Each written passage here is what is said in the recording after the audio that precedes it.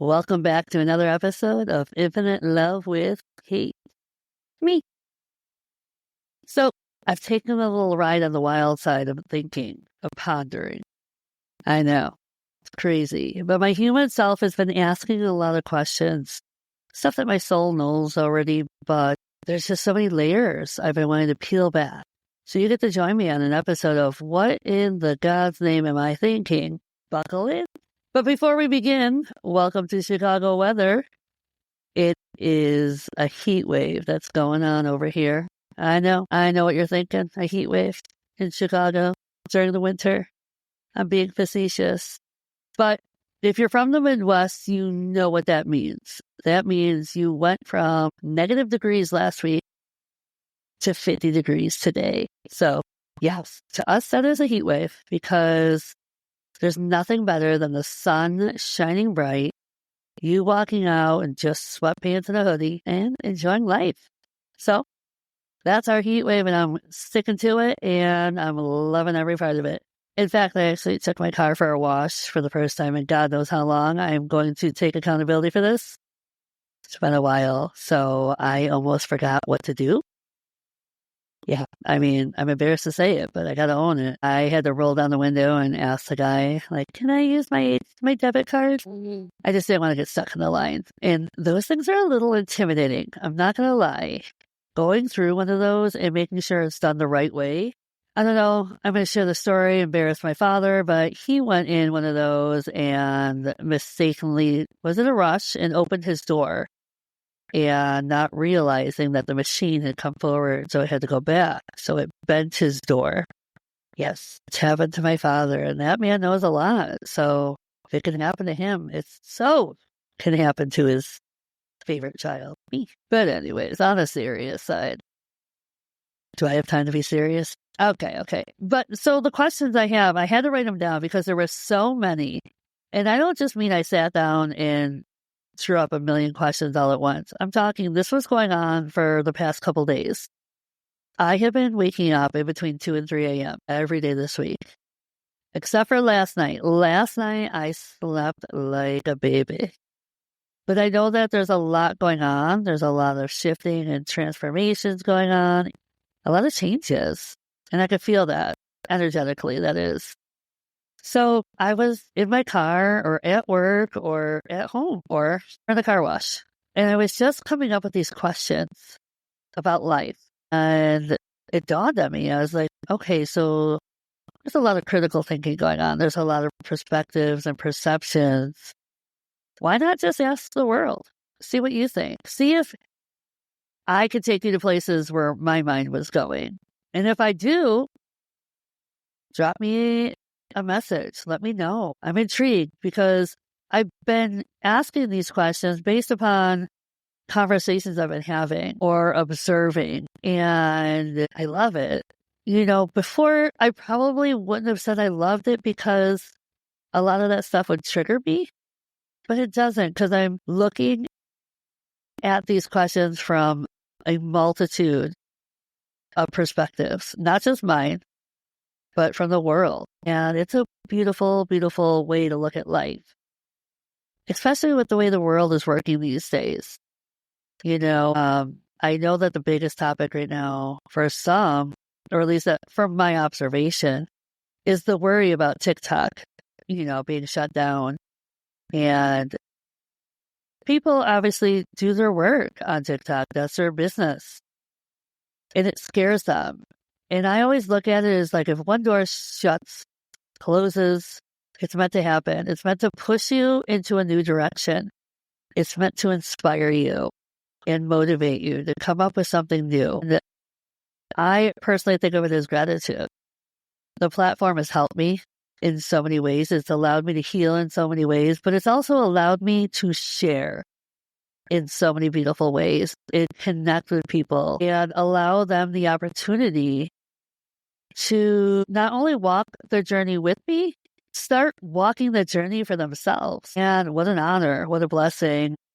That wasn't what I was expecting, but it's something I'm grateful for.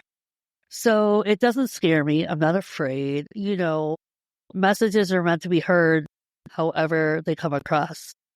So whatever I do with my time afterwards, it's for a divine purpose, for a greater purpose. So I hold out hope that they won't shut it down, but if they do, they do. I just hope it's not mass hysteria, honestly, because then we have to really take a step back and see why we're so afraid.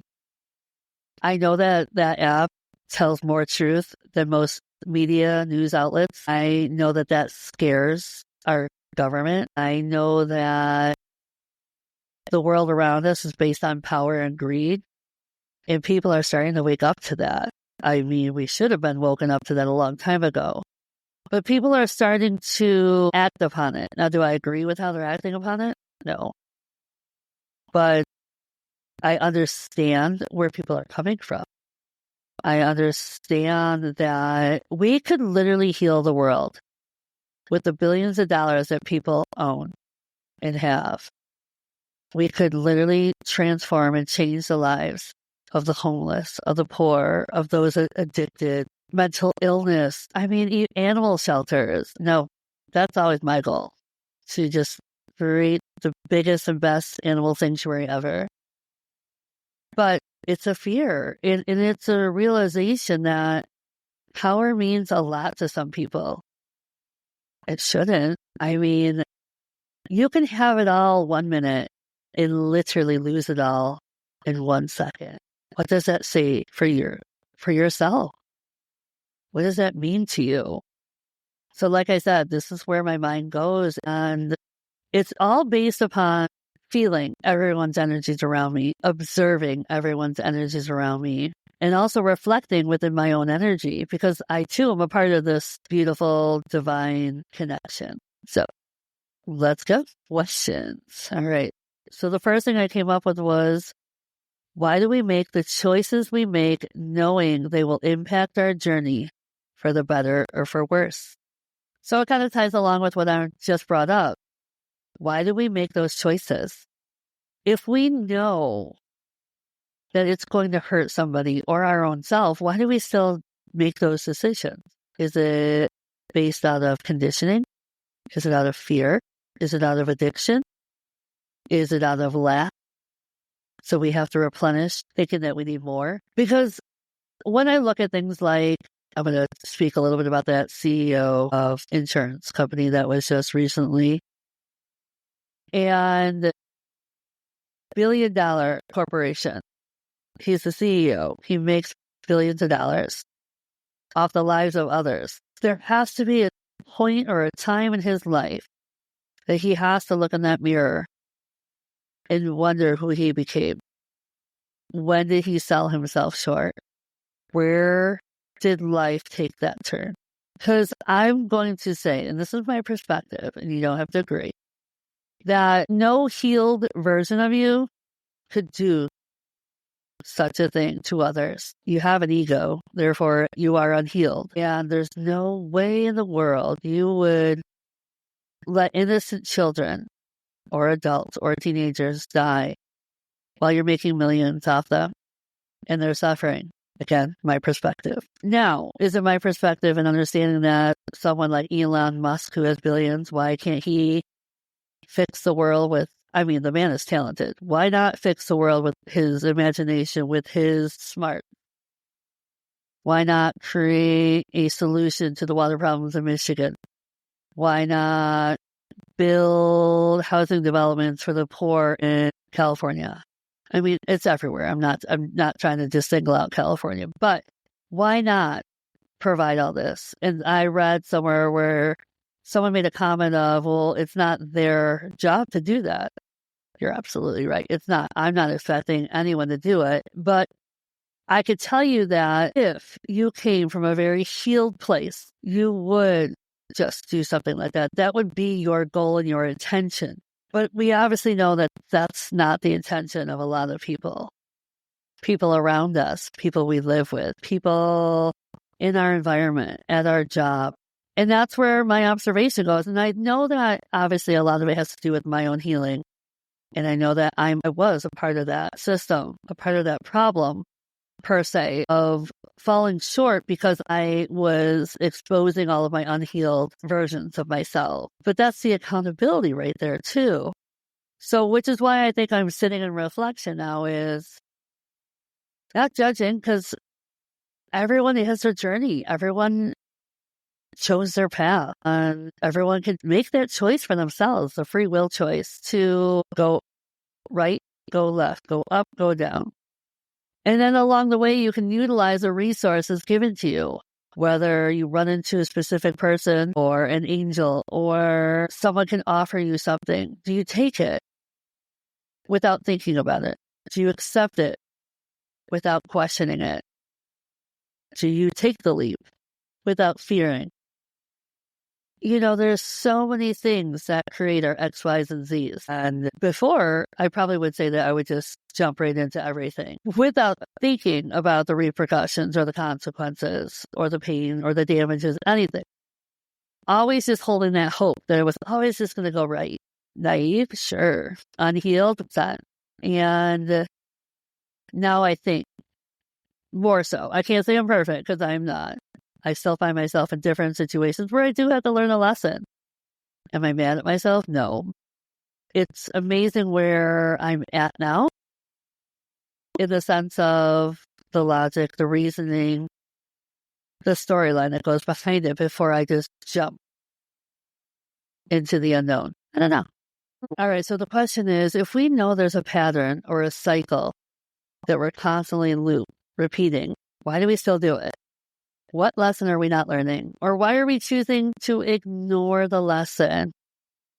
Now, I'm going to say that a lot of this has to do with, well, at least for me, when I was younger, I was oppositional. I was angry. I was naive. And mostly, I was immature, or better words, didn't care. Even though within I cared, my exterior, I just didn't care. Didn't care what the consequences were. Didn't care. It was as if I was living life on the edge and didn't care whether it went well or went bad. You know, but this was at a stage in my life where being alive didn't feel so good. So the only opposite thing to think about was death. And it was a battle. You know, it's like the good angel and the bad angel. And you sit there and you question and you wonder about life. I don't know. I knew the patterns, but I was weak. And I'm going to be very blunt and honest. In high school, my insecurities brought me to levels I don't ever care to ever go back to, which is jealousy, manipulation, all of it, love bombing, all of it that exemplified fear. I was so afraid to lose friendships, so afraid to be alone, so afraid to face myself in the mirror, so afraid to live. It's as if I was just walking in fear my whole teenage years. And it was probably my darkest I've ever been in life. The depths I took, my darkness. And as I got older, you know, especially in the last 4 years, I realized that instead of hating myself in the darkness, it was learning to love that version of my darkness and accepting that it was there. And then healing it to know that I don't ever have to do those things again. I don't ever have to be that person again, but love and appreciate that person for who she was protecting herself from. That's all I could do. But for the longest time, I was literally hating, loathing that dark side of me. I was embarrassed, shameful of it.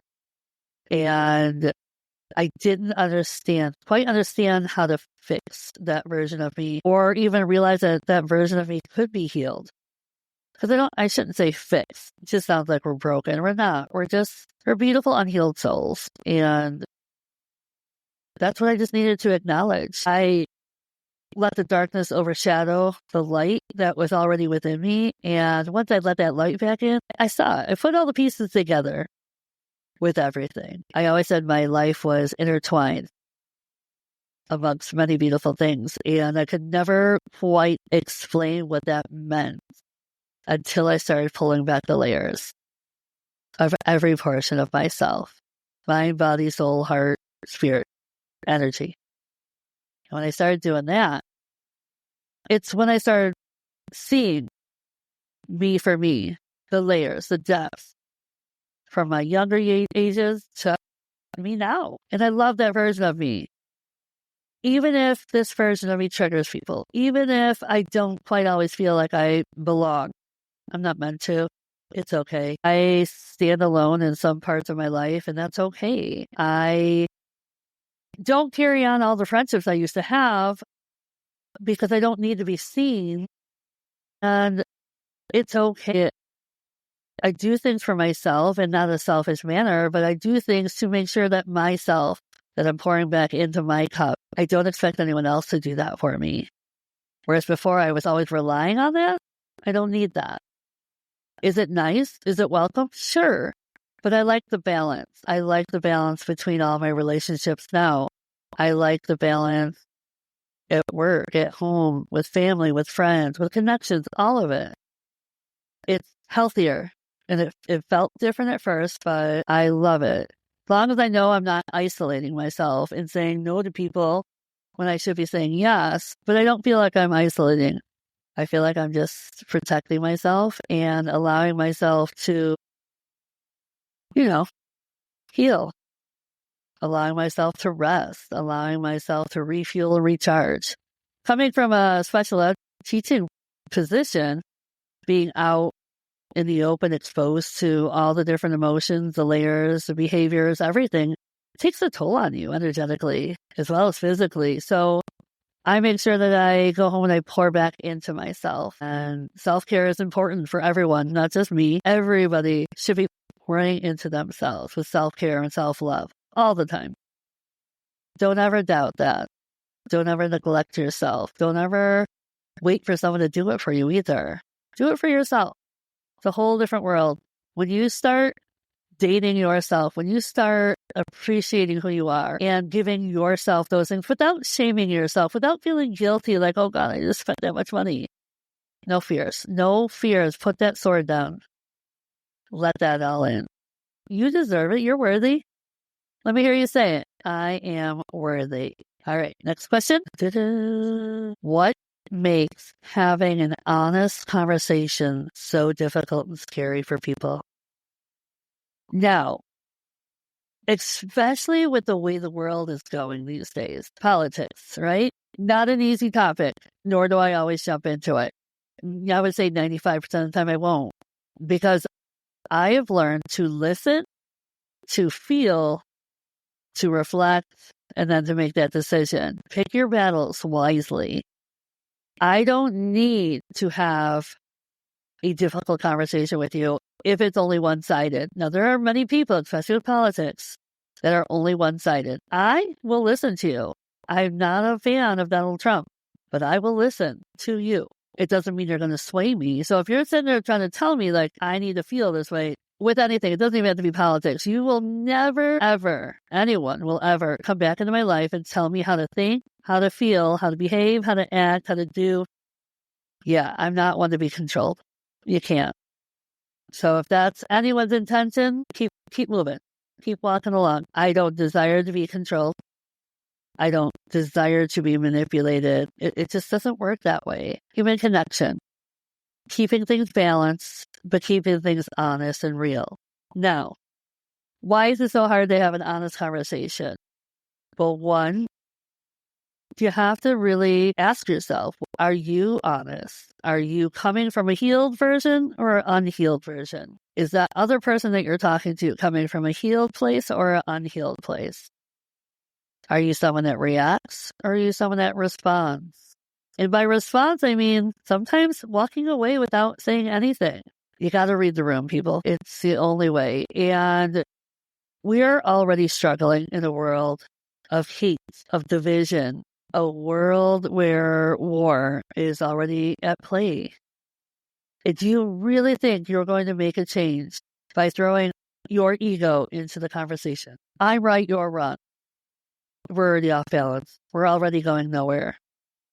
I was just telling someone that you can't expect change to take place, 1, if you don't listen. 2, if you don't have respect for yourself or for others.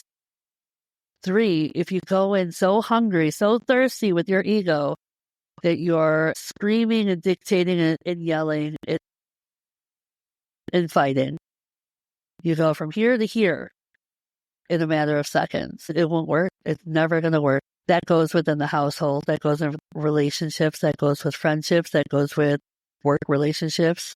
That goes within society, with strangers, with community. You cannot think or expect to make change, positive change. Then someone asks, well, what if that other person is so one-sided and they're just pure evil? Meaning, I'll give an example. They're irate, they're yelling, they're screaming, they're belittling you. Okay. Well, do you still want to continue a conversation? Will you get anywhere if you do continue a conversation with them? Walk away. Just simply say, thank you for your time, but this conversation is not going to go anywhere. Walk away.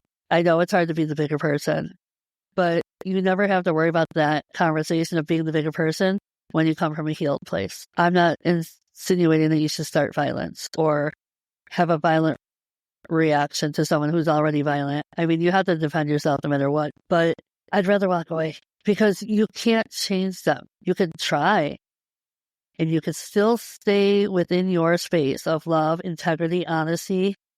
You can still choose to be you in all of that without ever having to change because someone can't reflect back to you. But you can mirror to them what they should see, and it may trigger the hell out of them, and that's good. It's good to trigger somebody. As much as it's uncomfy, it's really good to trigger somebody because what universe wants for them is to heal that part of them that's triggered, and that's up to them. But it's not your job. You cannot do the work for them. You have to just hope, pray, and continue to hold space with love for those people. That's all you can do. But more good can come out of the world if we continue to do the work within ourselves. Now, should you go gung-ho, go healing the world, but you're not healed? You're only making it worse for yourself because now you're reflecting something that you aren't. And that's where the honest conversations come in. I've been there, coming from a very unhealed version of me. My conversations weren't always honest. When I wasn't feeling right or when something made me feel out of alignment, I could have easily said those things, but it scared me more to say that in the moment in fear of hurting the other person, in fear of losing a connection, in fear of feeling, even though I was already feeling unaligned, and that was uncomfortable. So make that make sense, right? But it's what we do. It's what we do. So hold those honest conversations. Now, when you're honest with someone, should you just go straight for their jugular without any empathy or love to go behind it? No, because that's still coming from an unhealed version of you. If you cannot communicate without empathy and compassion, and you're going straight for their jugular, it's just going to go back and forth, pain on pain. Now, if you say something and that person is triggered, that's theirs. Let it be theirs. Just like if you're triggered, it's yours. Sorry, you can't point the finger and blame somebody else. You're triggered, not from what they said, from what you feel. And go dive deep within yourself and see where that comes from. But stop expecting the world to do the work and then you do nothing. That won't work either. I mean, unless that's the kinds of relationships you want to build, so be it. But I won't be a part of that. All right. Last question. Why do we push people away? Is it self-sabotage? Is it fear? What are we so afraid of when we let people in? When we actually, truly, authentically let people in? What does that feel like? Is it something you've never felt before? Or is it something you felt, but someone else already did the damage? So now you tend to run, to push, to go numb, I mean, I'm sure at one point we've all done it. We've all pushed people away out of fear, out of not understanding what it was we were feeling, out of feeling overwhelmed by a connection, by a friend, by a soul, by anyone. It's easier to push away than it is to allow anything to come in and hurt you, right? I mean, I've been there, done that. So why do we do the things we do? And why not go within and reflect? Again, more questions for the soul. So you see, this is where I was all week. And there's a million more. I'm not going to lie. There are a million more questions, but I think I've taken you far enough on a journey of pondering. So ask yourself, where am I at in life? Where am I within this world, within these connections, within this human design? Where do I stand? How many layers are there to peel back? And not just for ourselves, but for the world. Trust me, then there's the conspiracy theories. Don't get me started. But do you ask yourself questions? Or do you just carry on in life? Here's a fun question. How many times during the week do you wonder where the day went? But you never ask yourself, why, where was I during the day that I can't even remember where the day went? And that tells you right there that you lack being present in the moment. See, some of us, and I'm guilty, when I didn't care for life and how it was going, because it wasn't going my way, you wish the day away. You really do. And you're wishing the moments away. But during that time frame, I was not present for anything. I was running from my emotions and feelings because in the beginning, I was running from doing the work. I began doing the healing work, but there was this one pause, this one moment where I just went completely numb, and I could not explain it for the life of me until one day I figured it all out. But I couldn't believe how numb I went. Like, I couldn't feel anything, and I didn't even see that coming. I didn't even know what that was or why it hit me, but I literally went numb. It's as if I was channeling and feeling somebody else who was numb. There was no explanation as to why, because I was already doing the work. So I was already feeling the feelings of everything. So why abruptly would I not feel anything? Why would I just go numb? But it did serve a greater purpose, because at the time it allowed me to pull myself away for a reason that I really had to. I had to really pull myself away from all connections, from everyone, because I was about to experience the darkest of moments of healing that I didn't see coming. And I wasn't ready for it, but universe is like, I'm going to make you ready for it. So I went numb and I disappeared and I pulled away. And yes, I was still living my life, but I can't tell you a lot about like a time frame, because I was there, but I wasn't. It's the hardest thing to explain. And there's like a huge, like a good chunk, a gap during my self-healing that it doesn't make sense. It literally doesn't make sense, because it feels like so much time has passed, but yet none. Like, looking back now with my healed self, looks like there was no time that passed. But as I obviously pull up the dates and everything, and I'm doing all of my projects, and I'm like, man, we're about to be in 2025. Okay, that's 3 years. That's over 3 years, and I'm like, hey, but where's this little pocket of time? Where was I?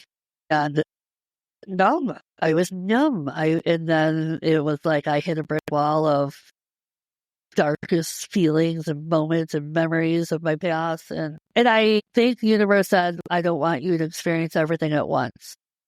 I know you feel this aching right here, but we're going to pause that. We're going to numb you, and we're going to have you feel different things from your childhood. And then everything unraveled. And there were times, I found myself on the ground just screaming and wishing that I didn't choose this journey.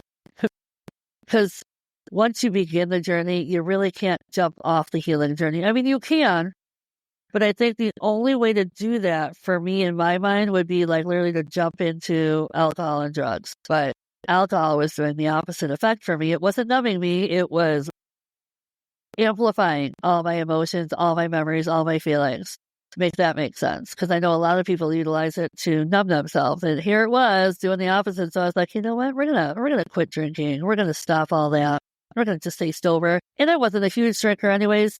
But it did a number on me for all the times I ever drank in my past. When I was going through something tumultuous, it really amplified my emotions. And I wasn't really proud of those moments. I'm happier because I don't drink. And I'm greater for it because when I do feel the things I have to feel, I let myself feel out. I don't run, I don't hide, I don't mask anything. It's like, I feel those, all right, they're uncomfortable. Okay. Want to be emotional today? Sure, let's do it. I think my coworkers think I'm nuts, but I welcome. I don't shame myself for how I feel, not anymore. So basically, I went through all these changes the last 4 years that, if you were to look at it, it's like a freaking roller coaster ride of chaos, and it really, really taught me a lot about self-love and about healing and self-care and truly, truly pouring back into yourself. And for me, it was taking myself on dates. I did a staycation in the city, spent good money on a hotel and tickets to an orchestra concert, just stuff that I would thoroughly enjoy. And I really treated myself. And then this year alone, which I'll get more into in a later episode, but just treating myself to vacations and adventures, stuff I really enjoy. And I don't feel guilty about or shame myself. I'm just happy. Now, can I do this all the time? Well, I'm sure. I mean, I can, but I don't need to. How about that? Yes, I can take myself on many vacations. I don't need to. I listen to what my soul needs in the moment. And this year alone, I did exactly what my soul needs. And right now, my soul just wants to be a homebody. It wants to stick around. And like, I feel like something's brewing, something big is coming, and I'm excited. I don't know what it is. I just kind of going along for the ride. Like, today was a beautiful gift. Today was a heat wave. So how can you complain? But this whole weekend was great. I was blessed. I was out with a coworker. We went out to breakfast. After we did a couple of things, we went shopping, and I convinced her. I was like, let's go out for breakfast. Let's just sit. I really wanted breakfast. It was the afternoon, but I really wanted breakfast. So we went over, and we were sitting down at the restaurant, and this cute, sweet woman was like calling my friend over. So my friend, she's like, girl, I don't want to get up. But she gets over and she goes over to her. And then she sits back down and she tells me, she's like, she's buying our breakfast for us. And I just smiled and was like, that's the sweetest thing. Like, this woman doesn't even know us. We literally just sat down. She called my friend over, my coworker, and she was just like, I want to buy you girls your breakfast. And my friend was beside herself. She's like, you can tell it's like uncomfortable. And I was asking her, I'm like, does it make you uncomfortable when someone does something nice for you? She's like, yeah. I said, because you're not used to it. I'm like, you probably give, which she does. I mean, she always gives me these cute little random gifts all the time. And I told her, I said, I'm the same way. I'm like, until I learn to appreciate. I said, it's still uncomfortable. It still is awkward because you want to give back. Because in fact, what I was doing was I was going to treat my friend to breakfast because it was my idea. So it's funny how the universe works that way. It's the universe saying, you know what? You both are good. I got you. And so the woman paid. So then we realized we weren't sure if she gave a tip. So I ended up buying like a lemonade. And then I was like, well, let's pay it forward. So we gave the girl an extra big tip. And we both agreed. We said at the same time, we're like, we have to pay it forward. It's always good to spread that love. And no matter what season, what time of the year it is, it's always good to just pay things forward. Because you're blessed. And you don't do it for the blessings. You do it for love and kindness and spreading love and kindness. Because that is what changes the world. Not greed, not power, love and kindness. Doing the work for yourself, doing that inner work, that shadow work, healing yourself to then spread that wild. So before I end this wonderful random episode of What Was I Thinking, I just want to say thank you and I love you. Take care.